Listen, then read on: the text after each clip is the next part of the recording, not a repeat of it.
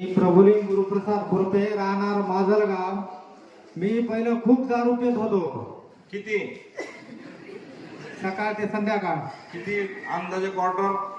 त्याला मोजीत नव्हतं. मुलीच नाही. भरपूर पित होतो. आणि दुसरा अनुभव माझा, माझी साखर कारखाना मी नोकरीला, माझी पगार वाढत नव्हती. बरं. मी तुमचा आशीर्वाद घेतला 5-6 महिन्याखाली. तुम्ही म्हणला किती वाढायची? मी म्हणलं 2, पुन्हा म्हणलं 3, पुन्हा म्हणलं 4. माझं नाव रोहिणी प्रभुलिंग खुरपे, राहणार माजलगाव, तालुका माजलगाव, जिल्हा बीड. मी इथे 3 वर्षापासून वाऱ्या करते. माझ्या मिस्टरांना आणलं होतं अगोदर, त्यांचा अनुभव सांगितलाय मी, त्यांचं पण छान झालंय आता.